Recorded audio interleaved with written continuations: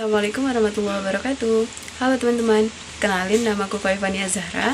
Aku dari kelas Rancangan Percobaan Keteknikan, Program Studi Teknik Pertanian, Fakultas Pertanian Universitas Syahwala.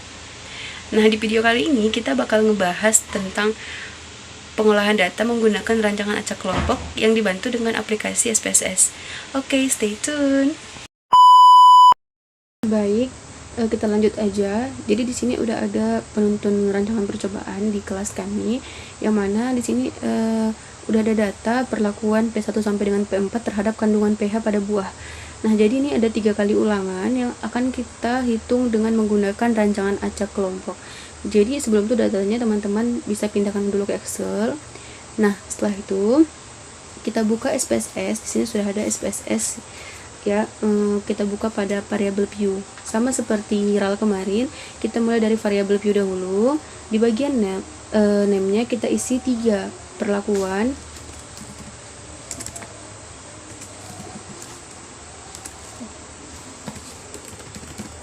Lalu yang kedua ulangan. Lalu yang ketiga kita isi hasil. Nah, untuk desimalnya ini karena perlakuan dan ulangan itu tidak menggunakan angka atau tidak ada desimalnya, jadi kita buat 0. Untuk hasil kita buat desimalnya 2. Untuk labels pada perlakuan dan ulangan kita kosongin aja. Pada hasil kita buat labelnya itu kandungan pH. Nah, lalu untuk pada values-nya itu di perlakuan ini kita isi, karena tadi perlakuan kita sampai 4, maka value-nya itu kita isi sampai 4. Jadi begini, value 1 P1, 2 P2, 3 P3, 4 P4. Nah, lalu untuk ini diokekan saja. Lanjut ke ulangan. Di ulangan kita buat value-nya itu tadi ulangan kita ada 3, berarti ulangannya itu value-nya 3. Jadi ulangi dari 1 lagi. Ini labelnya ulangan 1 add, baru 2. Ini labelnya ulangan 2 add, ini 3, labelnya ulangan 3. Oke. Nah, ini tinggal okekan saja. Pada bagian hasil itu tidak memakai. Nah, seperti ini sudah jadi. Kita langsung ke data view. Ini adalah penginputan data. Jadi di sini sudah ada 3 kolom, ada perlakuan, ulangan, dan hasil. Nah, tadi kan kita menggunakan perlakuan data Excel kita seperti ini, perlakuan P1, P2, P3, dan P4. Lalu untuk ulangan ada U1, U2, U3, dan U4. U3 sampai U3. Jadi untuk di data view-nya itu kita mulai dari perlakuan aja dulu. Berarti kita inputnya seperti ini. 1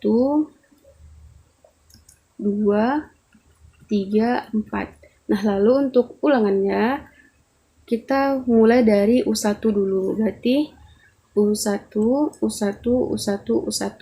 Lalu untuk hasilnya teman-teman bisa langsung copy aja dari Excel seperti ini ke bawah, kita pastekan pada hasil. Oke, dilanjut lagi.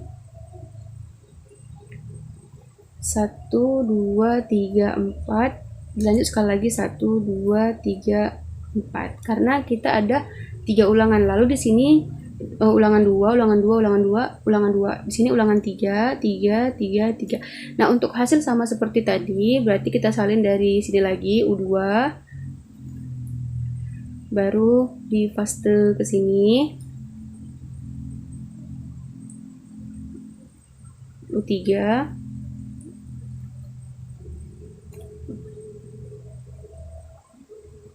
Paste ke sini. Nah, selanjutnya setelah ini kan sudah jadi nih perlakuan, ulangan, dan hasil. Nah, apa langkah selanjutnya? Kita analyze. Jadi untuk rancangan acak kelompok itu berbeda dengan RAL, bedanya itu ada pada bagian berikutnya.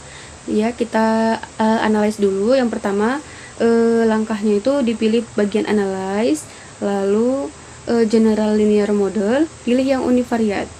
Nah, di sini sebentar, sepertinya loading. Nah ini perbedaan itu ada pada modelnya. Jadi kita pilih dulu untuk dependen variabelnya itu adalah kandungan pH. Untuk fix faktornya itu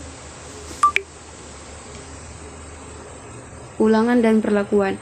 Nah lalu kita pilih model. Di sini kita pilih build terms. Nah interaction ini pilih main effects. Pindahkan kedua ulangan. Teman-teman bisa mengklik 2 kali atau menggunakan ini ya. Lalu tekan continue. Nah sampai di sini kita lanjut ke tidak ada lagi kontrak, fluid, post hoc. Ini kita lanjut ke uji lanjut. Jadi yang diuji lanjut itu adalah perlakuan dan ulangan. Uji lanjut keduanya. Lalu oke, berarti kita uji lanjut keduanya. Untuk uji lanjut ini teman-teman bisa langsung memilih pada LSD, Tuki, sama Duncan atau Duncan. Oke, lalu kita tekan continue. Nah ini teman-teman bisa langsung okekan saja. Dia akan langsung menghitung dan output akan keluar seperti pada pertemuan pertama di RAL kemarin. Jadi silahkan ditunggu. Alpha yang digunakan itu 0,05. Nah seperti pelajaran kemarin, untuk RAL ini kita juga melihat perbedaannya melalui nilai signifikansinya. Nah jadi di sini udah ada test of between subjects. Jadi teman-teman, adapun kesimpulan dari hasil output yang telah kita dapatkan ini pada corrected modelnya itu, nilai signifikan kurang dari 1% atau 0,01, maka itu berarti sangat nyata, dan signifikan yang kurang dari dan tidak lebih dari 0,05% itu berarti 0,05 atau 5% itu berarti berpengaruh nyata, dan nilai signifikan yang lebih dari 5% itu berarti tidak nyata. Maka dari corrected model ini yang didapatkan adalah 0,012, maka ini berpengaruh nyata. Untuk intercept dan perlakuan itu berpengaruh sangat nyata, dan untuk ulangan itu berpengaruh tidak nyata. Sekian, sampai ketemu di next video. Dadah.